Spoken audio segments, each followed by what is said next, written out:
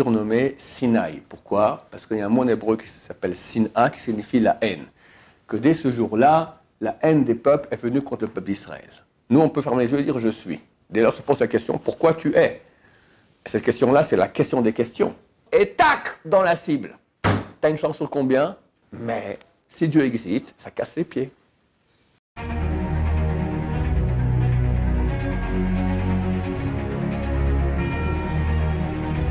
Ce jour est dédié pour l'élévation de l'âme de Colette Hana Bat Odet Zerdouda, Zechron Levacha de mémoire bénie, dont c'est aujourd'hui l'anniversaire du décès. Alors, la question de monsieur Picciotto. Des Picciotto? Non, Picciotto. On vous écoute. Pourquoi l'antisémitisme? Pourquoi l'antisémitisme? Ah, c'est la question des questions. Très actuelle. Restera actuelle et est restée actuelle durant toute l'histoire depuis l'an 2448, lorsque Bnei Israël reçoivent la Torah au Mont Sinaï. Ça fait il y a 36 ans, voilà, environ, 35 ans et quelques mois, on a reçu la Torah. La Torah a été donnée à une montagne qui s'appelait le mont Chorev. Petite montagne de rien du tout. Il y en a qui ont voulu dire que c'était une montagne en Arabie Saoudite qui fait 2000 mètres, quelque chose comme ça. Je dis impossible. Pourquoi? Parce que c'est écrit que le mont Carmel et le mont Tabor ont voulu recevoir la Torah. Dieu a dit non, moi je veux une petite montagne. Vous avez des trop grandes montagnes. Moi je veux montrer que j'aime l'humilité, j'aime les gens qui se font petits. Je prends le mont Sinaï. Maintenant, quelle est la hauteur du mont Tabor? 600 mètres. Carmel, 500 mètres. Donc ça ne peut pas être une montagne de 2000 mètres. C'est un petit rien du tout. À mon avis, quand moi j'étais au Sinaï, à l'époque j'étais à l'armée, on était dans un endroit qui s'appelait, trou de mémoire évidemment, Abu Agela. C'est des dunes, puis à un moment il y a comme ça, il y a une montagne, comme une pyramide de sable, comme ça, qui fait 300-400 mètres de haut, comme ça. À mon avis, ça devait être là-bas. Ça correspond. Il me semble que ce n'est pas le vrai Mont Sinaï, et non le Mont Sinaï qu'il y a dans le sud de la péninsule du Mont Sinaï, qui s'appelle, là-bas il y a un endroit d'Avodazara, d'idolâtrie, Sainte-Catherine, ça s'appelle tout ça. Ça c'est des grands. C'est pas ça du tout, ça ne correspond pas du tout au texte. Au texte, ils sont venus, ils ont passé la mer Rouge d'ailleurs, faut pas croire que c'est la mer Rouge. C'est une invention. Je ne sais pas qui a inventé ça. D'accord. Il y a beaucoup d'inventions dans la traduction de la Torah, beaucoup qu'on doit aux chrétiens. D'accord. Alors, ils ont traduit dans la Torah, c'est jamais marqué la mer Rouge. On ne connaît pas ce terme, ça n'existe pas. Il y a la mer de Jonc. Yam, Souf, c'est du jonc, des roseaux. Alors, va à la mer Rouge, dans la région là, entre l'Égypte et la péninsule du Sinaï. Est-ce qu'il y a un roseau? Il y a un roseau là-bas dans la mer Rouge? Pas un roseau. Par contre, il y a une région qui s'appelle le Bardaouil.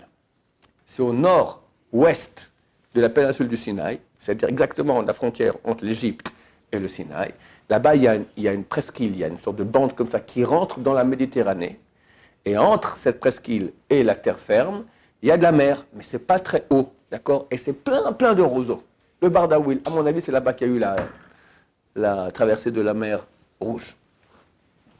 Tout ça pour dire que, au début, la montagne s'appelait le mont Chorev. Elle a été surnommée Sinaï. Pourquoi? Parce qu'il y a un mot en hébreu qui s'appelle Sina, qui signifie la haine. Que dès ce jour-là, la haine des peuples est venue contre le peuple d'Israël. Et dès lors, l'antisémitisme est présent, toujours présent. Il y a même des pays où il n'y a pas de juifs. Au Japon, par exemple, c'est connu, il n'y a pas de juifs, presque pas. Pourtant, il y a un grand antisémitisme. Ça s'appelle antisémitisme sans juifs, d'accord? C'est comme ça. Comment ça se fait? Comment ça se fait que c'est tellement viscéral, tellement illogique? On se bat contre des discours tellement bêtes, tellement faux. Actuellement, avec les Palestiniens à Gaza, ok, c'est vrai, c'est une guerre, etc. Le Hamas interdit aux civils de fuir, bien qu'on a envoyé des millions de messages aux civils. Partez, on va bombarder, on envoie des messages par portable, des tracts, des millions de messages. Aucune armée au monde fait une chose pareille.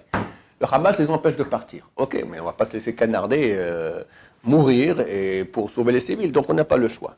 Ok, c'est une guerre comme dans n'importe quelle guerre, il y a des civils qui sont tués. Le monde entier se lève contre nous.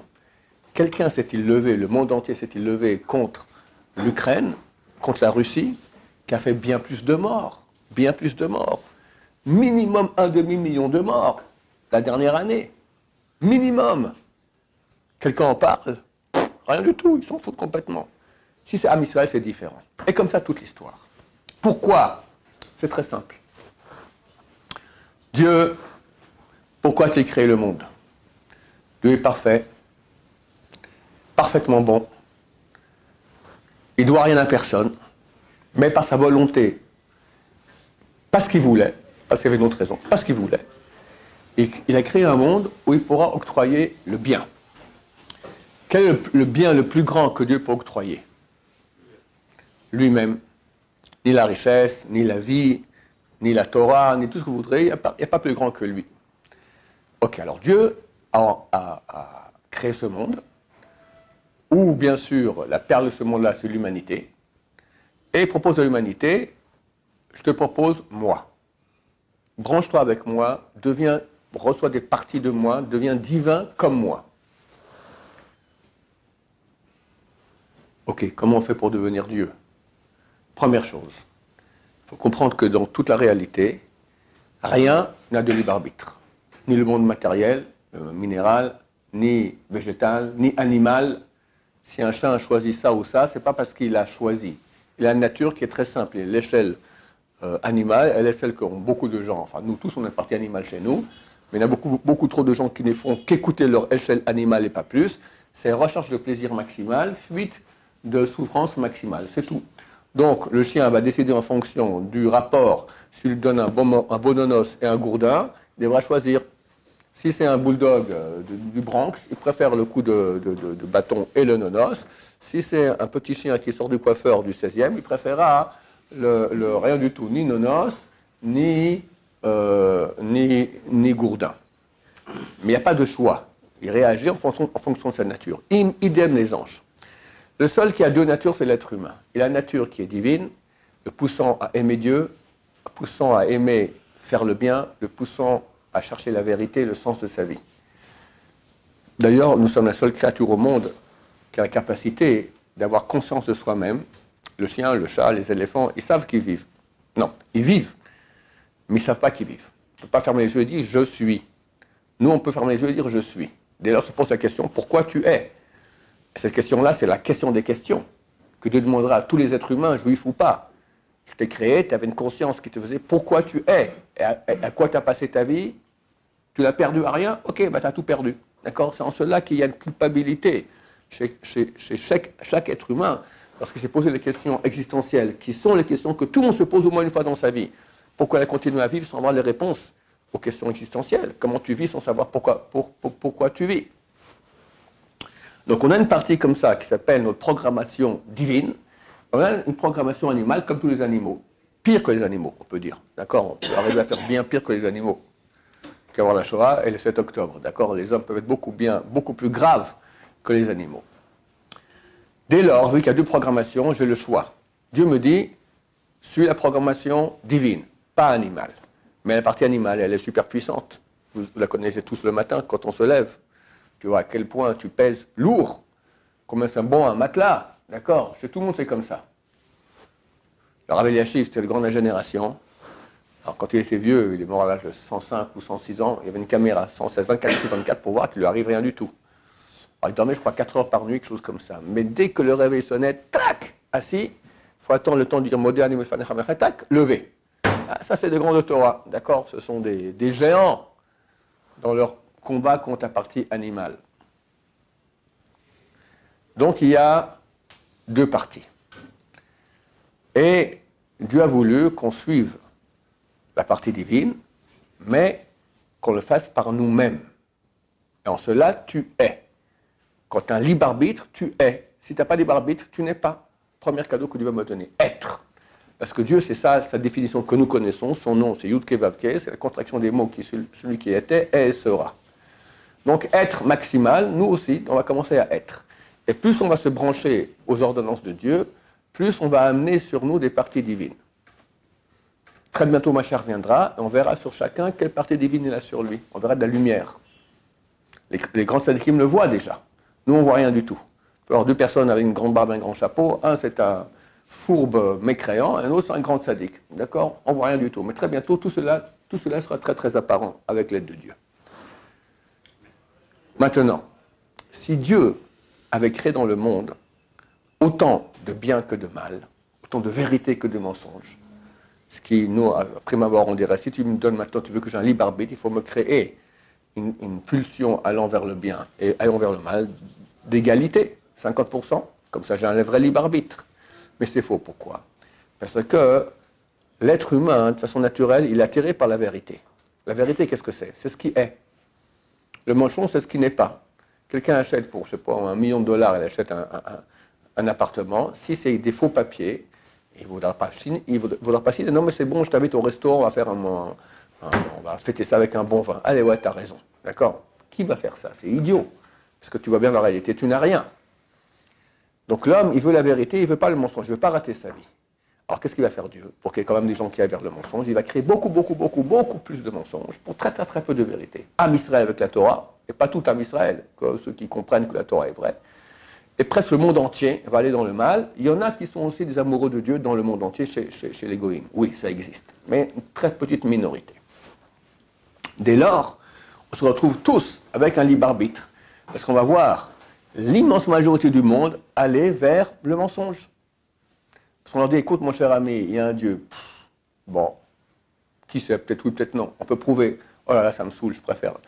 Il n'y a pas de Dieu, laisse-moi faire ce que je veux. Ce que je veux, c'est pas ce qu'il veut, c'est ce que veut son âme animale. Il veut vivre tranquille, dormir, draguer, faire garder de l'argent, parler, il fait faire ce qu'il veut, d'accord. L'animal.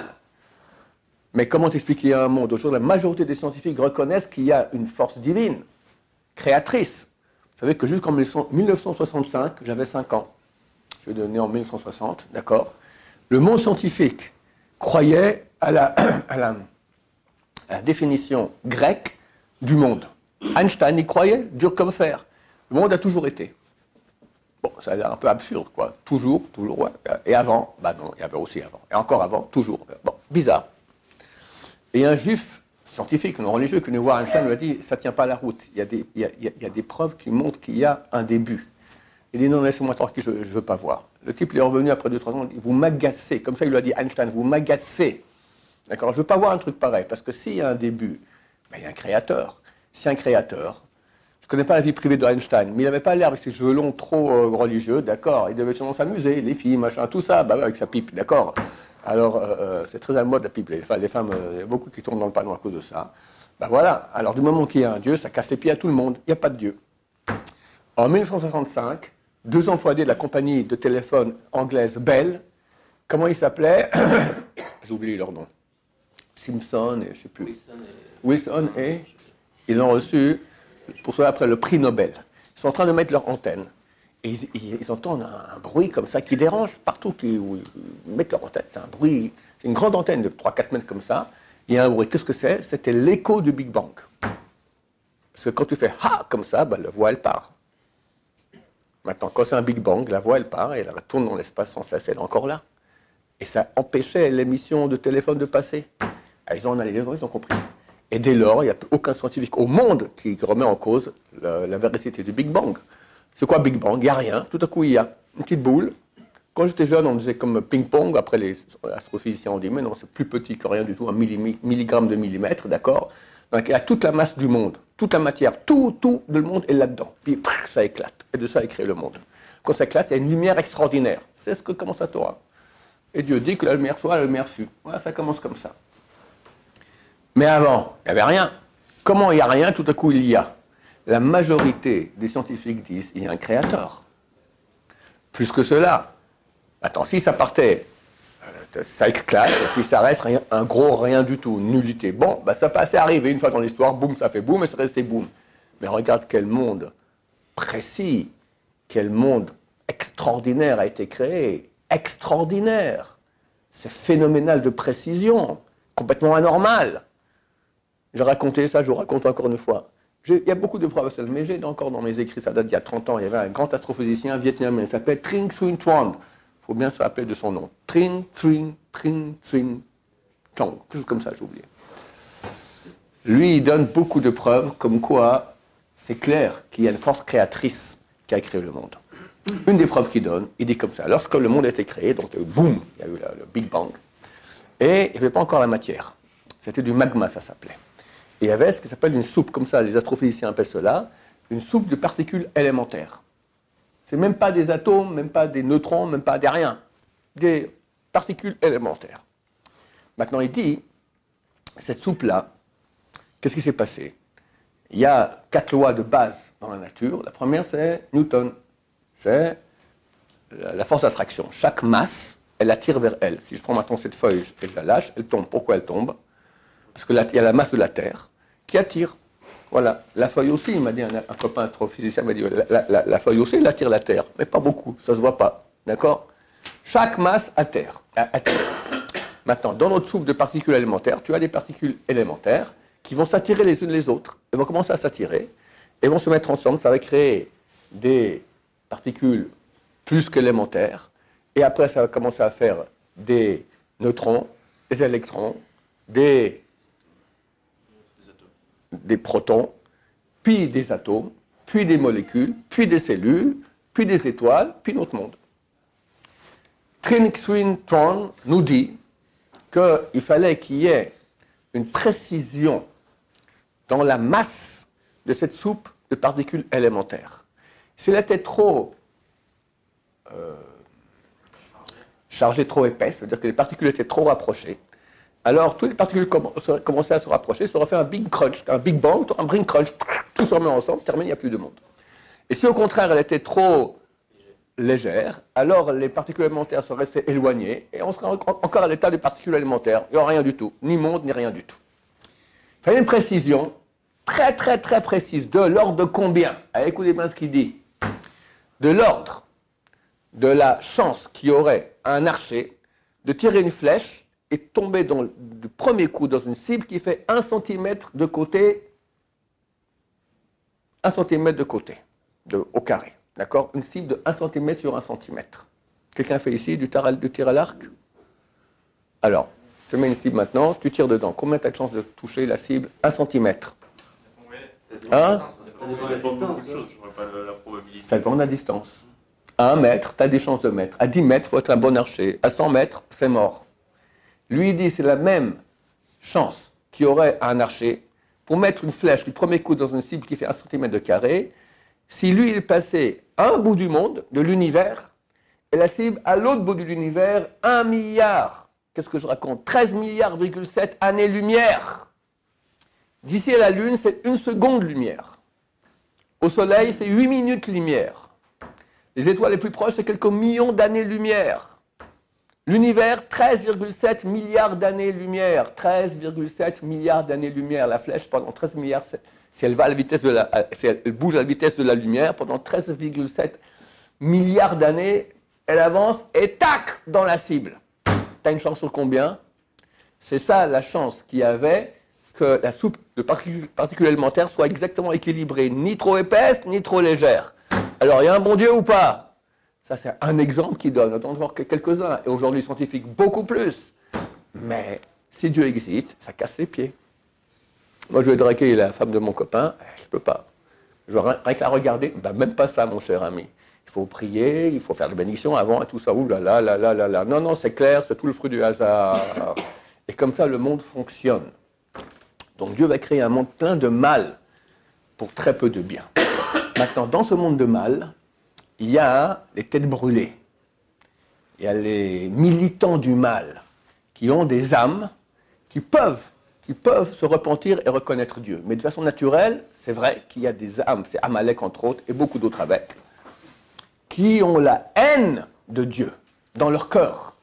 C'est tout à fait illogique, c'est tout à fait anormal, d'accord? Ils ont la haine.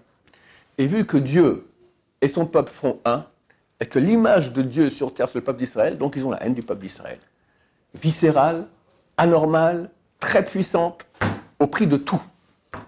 C'est ça la source de l'antisémitisme. Il faut savoir que c'est présent depuis que Dieu nous a choisis comme son peuple. Dieu ne voulait pas le peuple d'Israël, il voulait toute l'humanité, mais c'est eux qui ne voulaient pas. L'humanité n'a pas voulu de Dieu. On a dit, ok, moi j'ai quand même une mission à faire à l'humanité, je prends un peuple, c'est eux qui vont bosser pour les autres, et combien on bosse, et qu'est-ce qu'on souffre, tout ça pour l'humanité. Tout ça pour l'humanité. Et eux réussiront et Dieu fait passer tout le monde. Mais c'est clair qu'il y a les ennemis de Dieu. Énormément. Amalek, quand ils apprennent quand le peuple d'Israël sort d'Égypte de façon miraculeuse, qui prouve qu'il y a un Dieu, ils vont faire 400 lieues pour venir se battre contre le peuple d'Israël. On leur a rien fait. Rien que pour casser le mythe qu'il y a un Dieu et qu'il y a un peuple qui est le peuple de Dieu. Ils sont là. Amalek est toujours là, il faut savoir. Les grands kabbalistes ici en Israël ont dit c'est principalement Hamas et Hezbollah. Et j'ai fait beaucoup de cours où j'ai dit que c'était l'Iran. J'ai expliqué pourquoi c'est beaucoup eux. D'accord? Donc ils sont présents. Parce que Dieu a voulu créer le bien et le mal. Et il y a beaucoup plus de mal que de bien. Et dans le mal, il y a les grands militants, les grands dirigeants du mal. Ce sont eux. C'est pour ça qu'il y a l'antisémitisme. Et vu que, de façon animale, on préfère qu'il n'y ait pas de Dieu, comme ça on peut faire tout ce qu'on veut, alors la majorité des êtres humains vont préférer développer leur côté animal. Voilà. Vous prenez aujourd'hui Internet, c'est la jungle. D'accord? À part le fait qu'on peut mettre quelques cours de Torah là-dessus, mais 1,5 milliard de connexions porno par jour. Mais Dieu, il ne veut pas de ça. Lorsqu'il y a eu la débauche sexuelle à l'époque du déluge, Dieu a balayé le monde, terminé. Ah non, mais tu as tué toute l'humanité. Je m'en fous. Je leur avertis. Il y avait Noé, il y avait d'autres qui leur disaient. Terminé. Aujourd'hui, grâce au peuple juif, Dieu n'a pas encore amené un déluge d'eau. On dit qu'il y aura peut-être un déluge de feu. Bientôt, ça se peut. C'est pas possible. 1% des enfants de 6 ans regardent du porno. Non, mais ça va pas. C'est quoi ce monde-ci? Aujourd'hui, tu n'as que du mensonge. Que du mensonge. Sur qui on peut croire quand il y a un message qui dit un message que c'est vrai? Dans les nouvelles, c'est des menteurs. Les hommes d'État, c'est des menteurs. Tous des menteurs, même des rabbins menteurs. J'espère que j'en fais pas partie. Mais il y en a qui s'appellent rabbins, c'est des grands menteurs. Ouh là là, terrible, terrible, terrible, terrible, terrible. Alors, donc Dieu a créé le mal, et les gens ne veulent pas du bien. Aujourd'hui, un grand réveil néanmoins, surtout depuis le 7 octobre dans le peuple d'Israël, et aussi chez les Goïms, de se rapprocher de Dieu, parce que la fin est très proche. On espère que très bientôt, il y aura un dévoilement du bien. En attendant, on aura le 7, 8 et 9 avril, gardez la date, save de date, la campagne pour nos institutions, et on compte sur vous, Bezrat Hashem, pour nous aider. Baruch Adonai, l'olam, amen, amen.